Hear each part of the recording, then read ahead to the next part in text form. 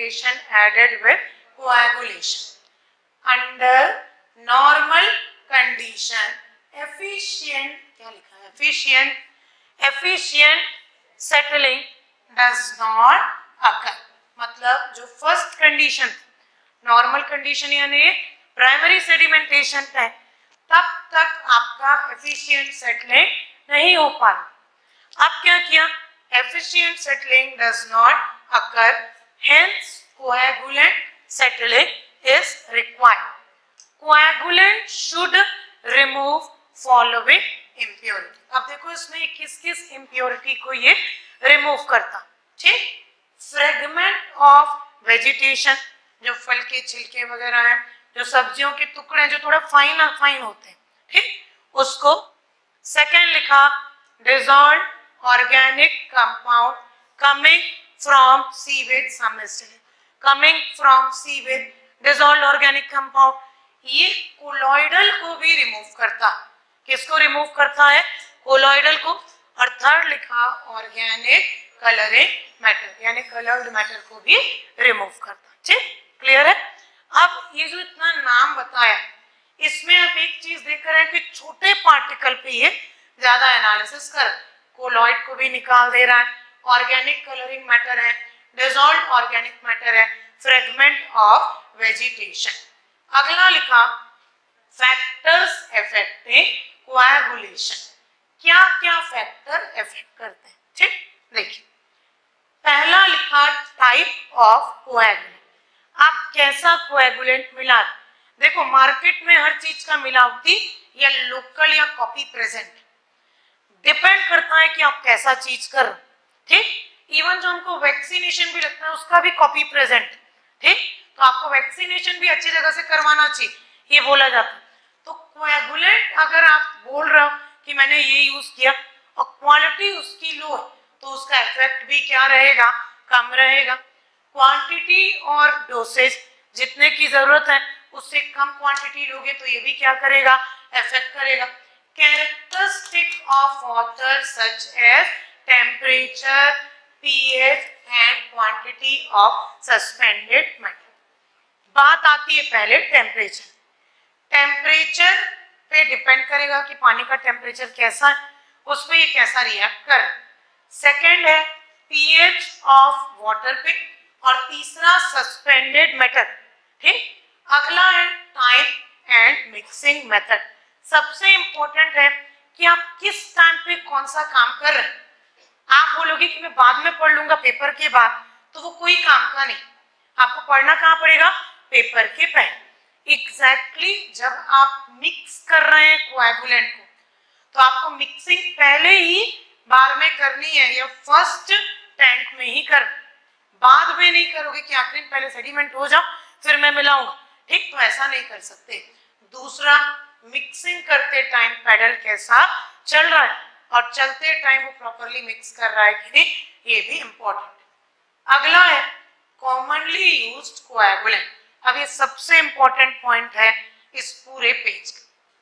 आपके पास जो drinking water को साफ करने का कोएगुलेंट आता है वो आता है एलम.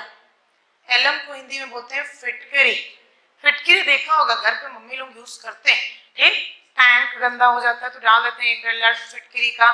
ठीक, छाले होते हैं तो भी फिटकरी यूज करते हैं.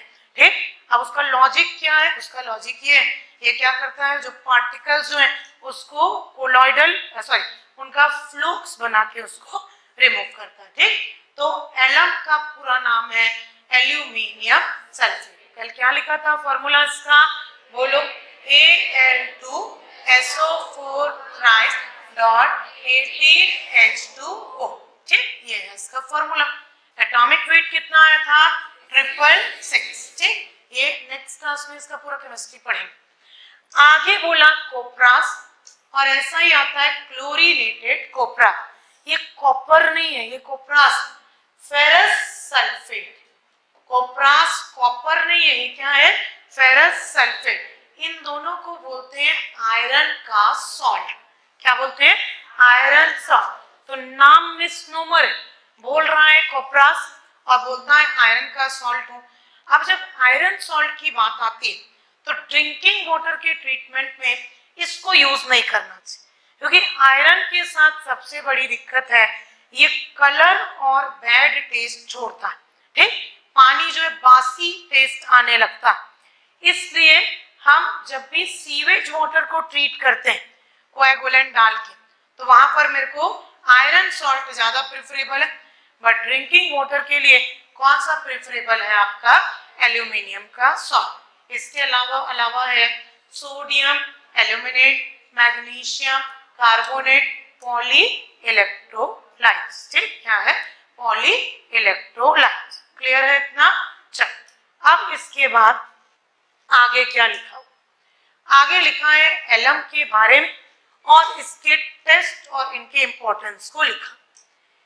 क्या लिखा है पहले पढ़ो। और देखो शीट में मैंने जितना चीज डाला वो एक एक लाइन इंपॉर्टेंट। वैसे थ्योरी पढ़ोगे तो आपका तो पूरा मोटा बुक होता है ना। इसका कौन सा बुक है? गर्ग का बुक पढ़ते हैं। ठीक, कॉलेज के टाइम पे बुक पढ़ते हो कि नहीं? कि अभी क्यूबी चल रहा है। ठीक, अभी भी बुक चल रहा होगा, कुछ कुछ कॉलेजेस में तो चलता है। एनआईटी वाला बच्चा बैठा है, वो पता है, वहां बुक पढ़ाते हैं। ठीक, तो बुक की जब बात करते हैं तो एक टॉपिक का 3-3, 4-4 पेज दिया रहता है।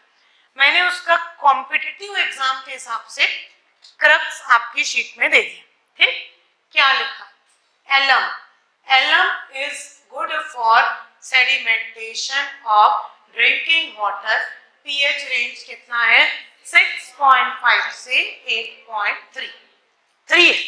5 नहीं, कितना है? 8.3। हालांकि जनरल पीएच कितना होता है? 6.5 से 8.5, तो उस वे में भी मान सकते हो। सेकंड, इसका एवरेज डोज 17 मिलीग्राम पर लीटर होता है। 1 लीटर पानी में 17 मिलीग्राम एलम डालना चाहिए। 1 लीटर पानी में कितना? 17 मिलीग्राम। बट ये एक्सपेरिमेंट घर में मत करना। ठीक, चलो अगला लिखा, फॉर रिलेटिवली क्लियर वाटर कितना होना चाहिए? 5 ppm, 5 मिलीग्राम पर लीटर। और ज्यादा टर्बिड वाटर है तो 1 लीटर में 85 मिलीग्राम। इन जनरल 1 लीटर में 17 मिलीग्राम। ठीक, आपका रिलेटिवली क्लियर वाटर में 5 ppm। उसके बाद अगला है हाईली टर्बिड वाटर में 85। आगे लिखा, एलम इज चीपर, एलम सस्ता होता है। And flocs formed are more stable. Its disadvantage is that the huge quantity of sludge is produced. कल हमने 78 डेटा निकाला था। क्या है? ठीक, क्या निकाला था? ALOH whole thrice. इसका निकाला था, कितना वैल्यू निकाला था? 78 कुछ निकाला था। ठीक, तो ये स्लज है, कितना निकाला था? 78। ठीक, ये स्लज है। ये क्या है? स्लज। एलम जो है बहुत अच्छा है, सस्ता भी है, इजीली आप उसको बिना स्किल्ड सुपरविजन के यूज कर सकते हैं। बट दिक्कत क्या होती है?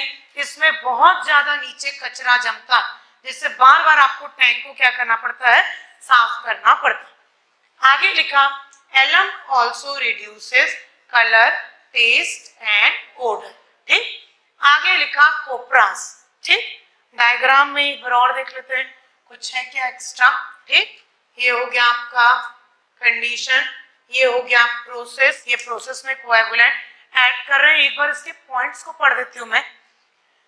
Coagulant form precipitate trapping impurity. Coagulant मतलब क्या मिलाया? एलम। ये जैसे ही मिला पानी, ये क्या बनाया? प्रेसिपिटेट। कौन सा प्रेसिपिटेट बनाया? ALOH whole thrice. वही जाके इससे क्या होता है? मिलता है। आगे मिला, precipitate and trapped impurities settled at bottom. दोनों मिलके क्या बन जाते हैं? बॉटम पे सेटल हो जाते हैं। मतलब थर्ड पार्ट में आपका होता है सेडिमेंटेशन। एक्चुअली ये 3-3 टैंक होता है, एक ही टैंक होता है इसमें 2 चैम्बर बस होते हैं। कितने चैम्बर? 2 चैम्बर। एक में आप कोएगुलेंट मिलाओगे, वहां पर मिक्सिंग होगी, वहां पर कोएगुलेंट बनेगा, और दूसरे टैंक में आके क्या हो जाएंगे? सेटल। 3 में तो कॉस्टिंग बढ़ जाएगा। ठीक, अब